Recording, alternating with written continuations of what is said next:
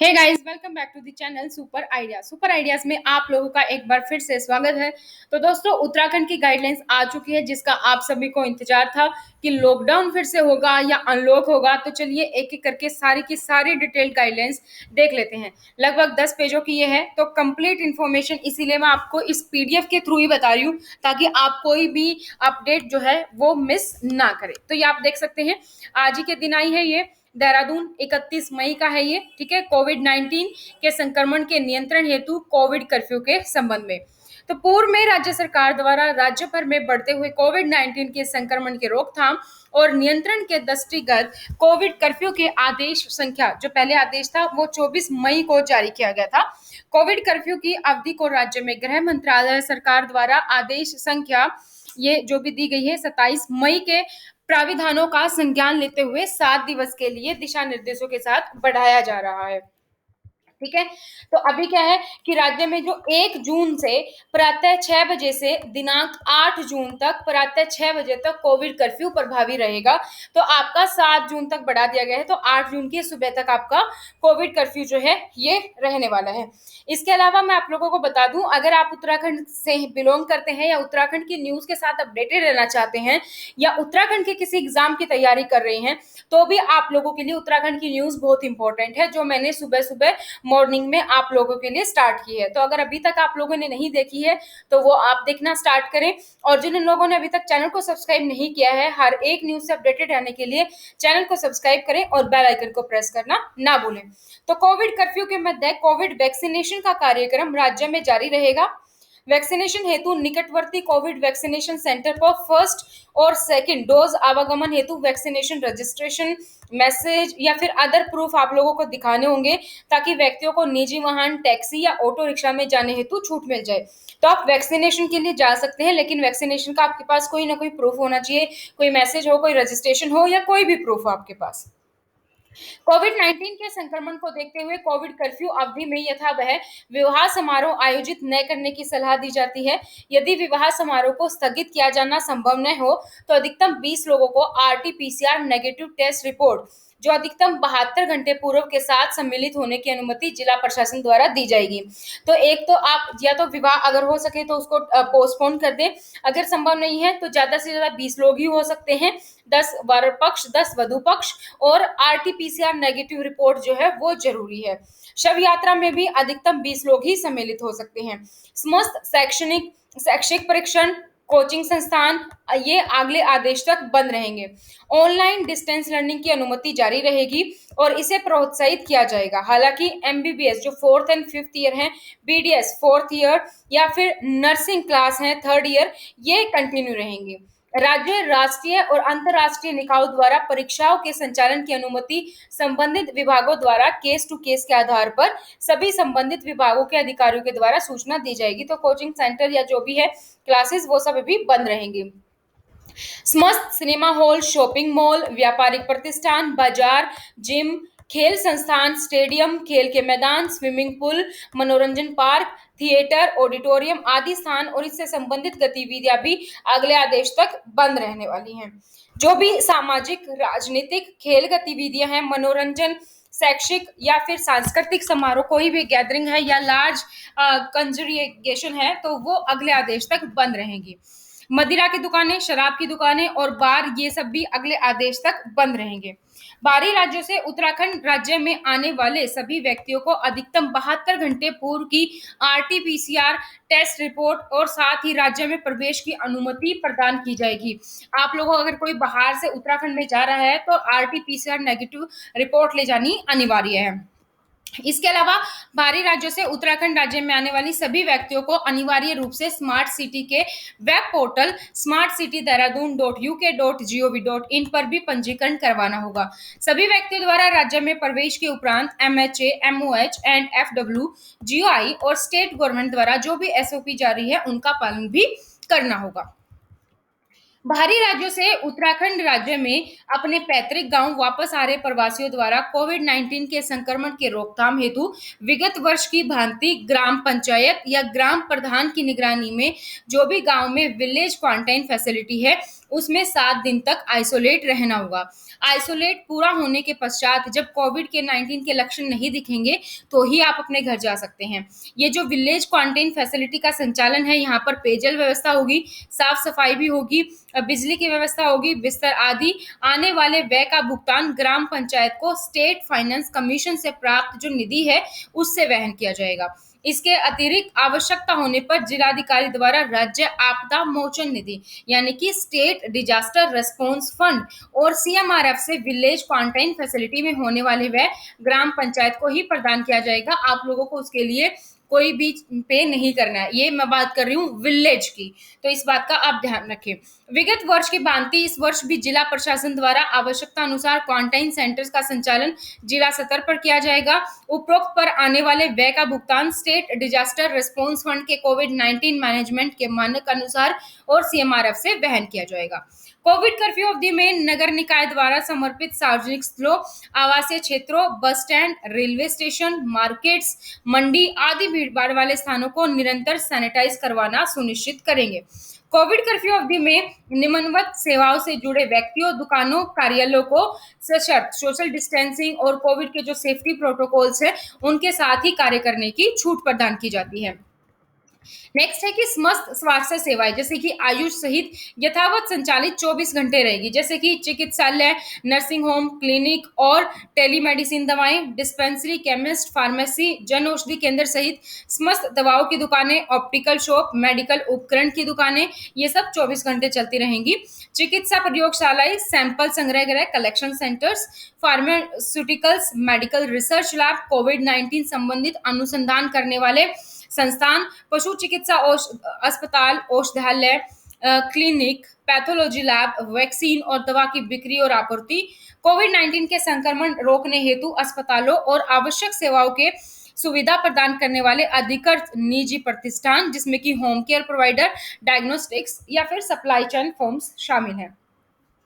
दवाओं, फार्मास्यूटिकल्स, चिकित्सा उपकरण, चिकित्सा ऑक्सीजन के निर्माण संस्थान और उनकी पैकेजिंग सामग्री, कच्चे माल की विनिर्माण इकाइयां, एम्बुलेंस के निर्माण सहित चिकित्सा स्वास्थ्य संबंधी बुनियादी ढांचे के निर्माण संस्थान।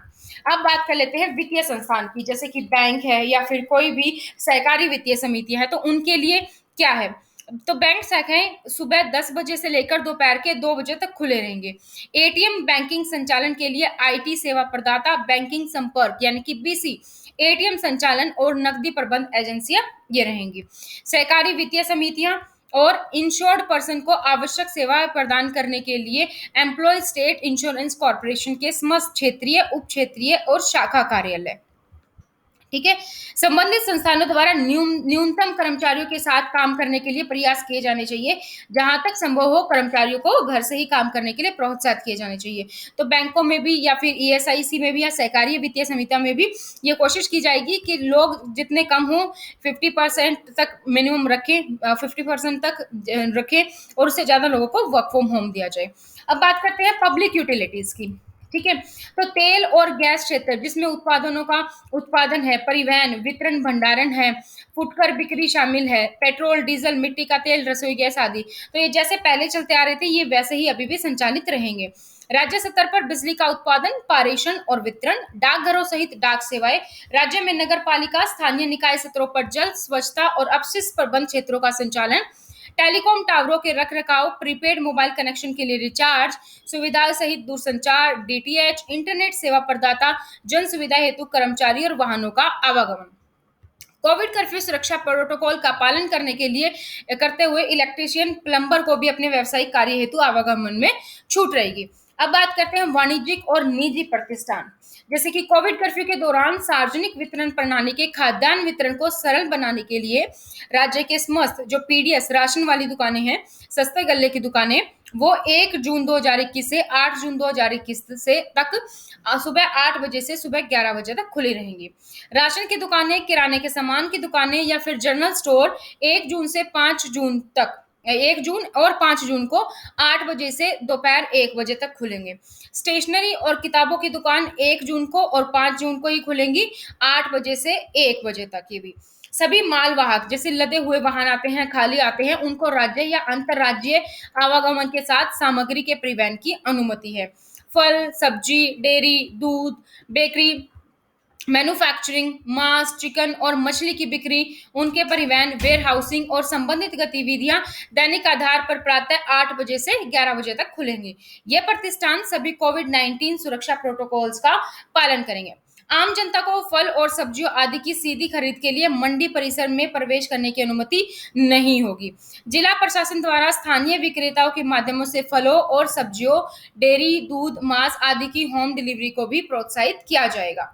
होटल, रेस्टोरेंट, भोजनालय या ढाबे, इनको केवल खाद्य पदार्थों की टेक अवे यानी कि होम डिलीवरी के लिए ही रसोई संचालित करने की अनुमति होगी। होटल, ढाबे, रेस्टोरेंट में बैठकर भोजन करना पूरी तरीके से निषिद्ध रहेगा। तो होटल, ढाबे, रेस्तरां और भोजनालय होम डिलीवरी हेतु वाहनों का उपयोग कर सकते हैं। राष्ट्रीय राजमार्ग और अन्य मार्गों में चलने वाले मालवाहक और अन्य वाहनों के चालकों, यात्रियों की सुविधा हेतु भोजन को पैकिंग कर दिए जाने की अनुमति है।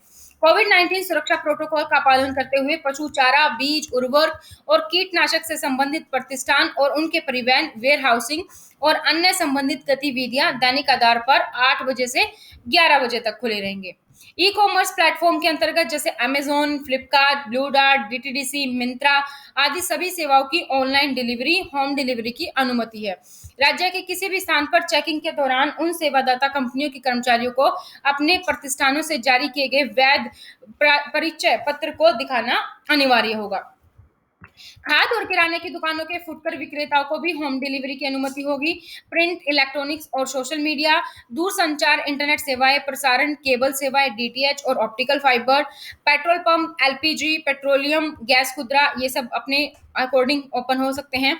बिजली उत्पादन, पारेषण, वितरण इकाइयां, कोल्ड स्टोरेज और वेयर हाउसिंग, कार्यालय और आवासीय परिसर के रख रखाव के लिए निजी सुरक्षा सेवाएं, क्वारंटाइन सुविधाओं के उपयोग हेतु चिन्हित किए गए प्रतिष्ठान, निर्माण उपकरण और आपूर्ति जैसे कि सीमेंट है, सरिया, चिप्स आदि की दुकानें 8 बजे से 11 बजे तक, ऑटोमोबाइल्स मरम्मत की दुकानें, ऑटोमोबाइल्स एक्सेसरीज की दुकानें 5 जून को प्रातः 8 बजे से दोपहर के 1 बजे तक। उपरोक्त सभी सेवाओं में शामिल कर्मचारियों को बिना किसी प्रतिबंध के आईडी कार्ड के साथ अपने प्रतिष्ठानों में जाने की अनुमति होगी। अब बात कर लेते हैं परिवहन की। तो interstate movement of public transport shall continue with occupancy restricted at 50%। ठीक है, जो इंटरस्टेट यानी कि राज्य के अंदर ही जो बसें चलेंगी एक जिले से दूसरे जिले, वो चल सकती हैं 50% सवारी के साथ, subject to SOP issued by state transport department. जो भी स्टेट ट्रांसपोर्ट डिपार्टमेंट से एसओपी जारी की गई हैं उनको फॉलो करने के बाद पैसेंजर्स जो बाय एयर आ रहे हैं, बस के थ्रू आ रहे हैं, रेलवे से आ रहे हैं या प्राइवेट व्हीकल या टैक्सी से आ रहे हैं, उनको ई पास बनवाना है वेब पोर्टल पर smartcity.dehradun.uk.gov.in पर Uttarakhand government prior to commencement of their journey, आने से पहले। और बाहरी राज्यों से उत्तराखंड में आने वाले व्यक्तियों, चाहे वो बस और टैक्सी का ड्राइवर हो, कंडक्टर हो, हेल्पर हो, उनको भी अपनी आरटी-पीसीआर नेगेटिव टेस्ट रिपोर्ट के साथ ही अनुमति मिलेगी। सार्वजनिक परिवहन का अंतरराज्य आवागमन 50% से के संबंधित प्रतिबंधित और राज्य परिवहन विभाग द्वारा एसओपी के अधीन जारी रहेगा। राज्य के निवासी जो गढ़वाल से कुमायूं और कुमायूं से गढ़वाल यूपी के बॉर्डर के माध्यम से यात्रा करेंगे, उन्हें कोविड परीक्षण के प्रमाण पत्र आरटीपीआर आरएटी की आवश्यकता नहीं होगी, परंतु उन यात्रियों को राज्य सरकार के स्मार्ट के ई पास वहां पर बनवाना होगा पोर्टल पर। हम बात करें जिला देहरादून, हरिद्वार, पौड़ी, गढ़वाल, नैनीताल और उधम सिंह नगर के मैदानी क्षेत्रों से पर्वतीय क्षेत्रों में जाने वाले समस्त यात्रियों हेतु भी आरटी-पीसीआर नेगेटिव रिपोर्ट अनिवार्य होगी। जिला प्रशासन द्वारा जिला बॉर्डर चेक पोस्ट पर उनका कड़ाई से अनुपालन सुनिश्चित कराया जाए। जनपद हरिद्वार से अस्थि विसर्जन हेतु बाहरी राज्यों से निजी वाहन, शासकीय वाहनों की क्षमता 50% की शर्त का अनुपालन करते हुए 4 व्यक्तियों को कोविड प्रोटोकॉल के साथ अनिवार्य अनिवार्य रूप से स्मार्ट सिटी के वेब पोर्टल पर पंजीकरण करना होगा और उनको भी अपनी आरटी-पीसीआर टेस्ट रिपोर्ट लेकर आनी होगी। सभी मालवाहक वाहनों को राज्य और अंतर्राज्यीय आवागमन के साथ सामग्री के परिवहन और लोड करने और उतारने की अनुमति है। सभी मालवाहक वाहनों को सामग्री लोड अनलोड करने की अनुमति होगी। समस्त होलसेलर रिटेलर दुकानों के गोदामों में सामान की लोड करने और उतारने में दैनिक रूप से अनुमति है। अधिकारियों और कर्मचारियों को अपने संगठनों संस्थानों द्वारा जारी किए गए वैध आईडी कार्ड के साथ कार्यस्थल पर आने और वापस हेतु निर्गत दिशा निर्देशों के अंतर्गत अनुमति है। रेलवे स्टेशनों और हवाई अड्डों से एयरपोर्ट, बसों, टैक्सियों, ऑटो रिक्शा आदि यात्रा वाहनों को वैध यात्रा दस्तावेज टिकट प्रदर्शित करने पर ही आवागमन की अनुमति होगी। ऑटो और टैक्सी को केवल आपातकालीन उद्देश्य हेतु जो है यात्रा की अनुमति होगी। आपातकालीन आवश्यकता वाले बीमार व्यक्ति उनके परिजनों को आवागमन की अनुमति मिलेगी, लेकिन उनको चिकित्सक या अस्पताल की पर्ची दिखानी होगी। कोविड कर्फ्यू अवधि के दौरान किसी व्यक्ति को राज्य के अंतर्गत अति आवश्यक कार्य है, जैसे मेडिकल इमरजेंसी है या किसी की डेथ हो गई है, तो उनको आवागमन से संबंधित जिला प्रशासन को प्राप्त आवेदन पर वर्णित स्थिति का सत्यापन उपरांत जिला प्रशासन द्वारा राज्य के अंदर आवाजाही के लिए अनिवार्य रूप से ई पोर्टल पर जाकर ई पास बनवाना होगा। टीकाकरण और परीक्षण के उद्देश्य से 18 से 45 वर्ष आयु वर्ग के व्यक्तियों का वैध परिचय पत्र या पंजीकरण प्रमाण पत्र के रूप की साथ ही अनुमति होगी। प्रिंट इलेक्ट्रॉनिक्स मीडिया के सदस्यों को भी आईडी कार्ड के साथ ही आवश्यक सेवाएं, आपातकालीन और कोविड-19 में शामिल सरकार, स्थानीय निकायों, अधिकृत संगठन के लिए भी सभी वाहनों को चलने की अनुमति होगी। सामग्री के आवागमन हेतु राज्य और अंतर्राज्यीय आयात निर्यात आवागमन की अनुमति है। सभी चिकित्सा कर्मियों, नर्सों, पैरामेडिकल स्टाफ, अन्य अस्पताल सहायता सेवाओं के लिए भी परिवहन की अनुमति है।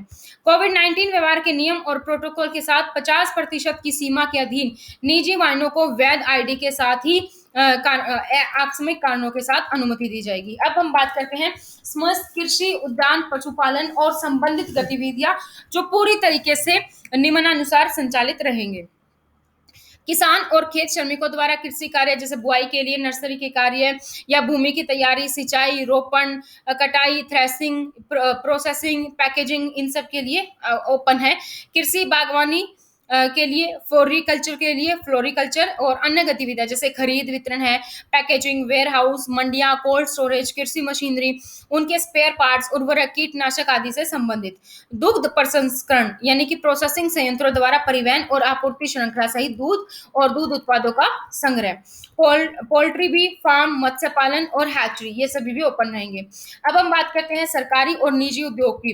तो ऑल इंडस्ट्रीज इन बोथ, चाहे अर्बन में हो चाहे रूरल में हो, सभी की सभी इंडस्ट्रीज ऑपरेट कर सकती हैं, लेकिन एसओपी का कड़ाई से पालन करने के बाद और कोविड सेफ्टी प्रोटोकॉल के साथ। उद्योगों में जो कार्यरत श्रमिक और कर्मचारी हों, उनके घर से कार्यस्थल तक लाने और घर छोड़ने हेतु वाहन की व्यवस्था उद्योग प्रबंधन द्वारा ही की जाएगी। उद्योग मैनेजमेंट द्वारा श्रमिकों और कर्मचारियों को उद्योगों के परिसर में ही रहने का प्रबंध किया जाएगा। जिला प्रशासन इस बात की निगरानी करेगा कि उद्योगों द्वारा उनके संचालन में एसओपी का सख्ती से पालन किया जा रहा हो और औद्योगिक इकाई और कॉर्पोरेट के प्रमुख इसमें जिला प्रशासन को नियमित रूप से अवगत कराएगा। अब बात करते हैं सरकारी और निजी क्षेत्रों में निर्माण गतिविधियों की। तो सभी निर्माण गतिविधियां, उसमें कार्यरत वाहन, मजदूरों की आवाजाही को स्थानीय पुलिस प्रशासन द्वारा सहयोग द्वारा प्रदान किया जाएगा। निर्माण कार्य में कार्यरत श्रमिक कर्मचारी उनके घर से कार्यस्थल तक लाने और घर छोड़ने हेतु वाहन की व्यवस्था ठेकेदार द्वारा की जाएगी। राजकीय और निजी निर्माण स्थलों में कार्यरत कार्मिकों और मजदूरों की आवाजाही हेतु मानक संचालन प्रक्रिया और कोविड-19 के प्रोटोकॉल का पालन किया जाएगा। Office of government of India की बात करें तो रक्षा, केंद्रीय सशस्त्र पुलिस बल, स्वास्थ्य, परिवहन कल्याण मंत्रालय, आपदा प्रबंधन, प्रारंभिक चेतावनी एजेंसियां, भारतीय विमानपत्तन अधिकरण, ये सारी जो भी दी गई हैं, ये सरकारी जो भी एजेंसीज हैं, ये सब जो हैं ओपन रहेंगी। ऑफिसेज ऑफ स्टेट गवर्नमेंट और their autonomous bodies and local government, ये भी ओपन रहेंगे, जैसे कि पुलिस होमगार्ड है, पीआरडी सिविल डिफेंस है, फायर इमरजेंसी सर्विसेज है, डिजास्टर मैनेजमेंट, म्यूनिसिपल सर्विसेज, ये सब ओपन रहेंगी। वन कार्यालय भी ओपन रहेगा। इसके अलावा विधानसभा सचिवालय, आवश्यक सेवाएं प्रदान करने हेतु सभी निदेशालय, कमिश्नरी, कलेक्ट्रेट, जिला कोषानगर भी खुले रहेंगे। सभी कर्मचारी जिन्हें राज्य सरकार, प्राधिकरण, जिला प्रशासन द्वारा कोविड-19 की ड्यूटी दी जाती है, वो भी संबंधित ड्यूटी के लिए रिपोर्ट करेंगे। उपरोक्त के अतिरिक्त जिलाधिकारी आवश्यकता अनुसार किसी भी विभाग के कर्मचारी या अधिकारी को कोविड ड्यूटी में लगा सकते हैं। ऑफिसेस ऑफ प्राइवेट और सिविल सोसाइटी सेक्टर, तो निजी, कॉर्पोरेट और सिविल सोसाइटी क्षेत्र के कार्यालय बंद रहेंगे। ऐसे कार्यालय अपने कर्मचारियों के लिए वर्क फ्रॉम होम को ही प्रोत्साहन दें। जनरल डायरेक्टिव देख लेते हैं अब। सार्वजनिक स्थान, कार्यालय स्थल, सार्वजनिक परिवहन में यात्रा करने वाले व्यक्तियों को फेस कवर करना है, 6 फीट की दूरी बनाए रखनी है, सोशल डिस्टेंसिंग का पालन करना है। सार्वजनिक स्थानों पर थूकना गैर कानूनी होगा, आपको फाइन भरना पड़ सकता है। यहाँ तक कि पान, गुटखा, तंबाकू आदि का सेवन भी सार्वजनिक स्थानों पर प्रतिबंध होगा।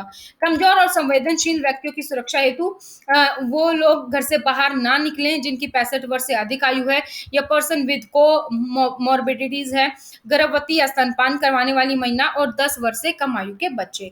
दंड का प्रावधान होगा अगर कोई भी कोविड कर्फ्यू का उल्लंघन करता हुआ किसी व्यक्ति के खिलाफ आपदा प्रबंधन अधिनियम 2005 सेक्शन 51 से 60 तक और महामारी अधिनियम 1897 एंड आईपीसी की धारा 188 प्रावधानों के अंतर्गत कानूनी कार्रवाई की जा सकती है। ये सारे के सारे मैंने एक एक चीज आप लोगों को बता दी है, उत्तराखंड में क्या ओपन है क्या ओपन नहीं है। फिर भी कोई डाउट है तो please feel free to comment, आप कमेंट सेक्शन में कमेंट कर सकते हैं। अगर अभी तक आप लोगों ने चैनल को सब्सक्राइब नहीं किया तो चैनल को सब्सक्राइब करें, वीडियो को लाइक और अपने दोस्तों के साथ जरूर शेयर करें। फेसबुक पर, व्हाट्सएप पर, टेलीग्राम पर इतने सारे ऑप्शन आजकल हमारे पास अवेलेबल हैं, तो शेयर जरूर करें। फिर मिलते हैं नई जानकारी के साथ, तब तक thank you so much, bye bye, take care.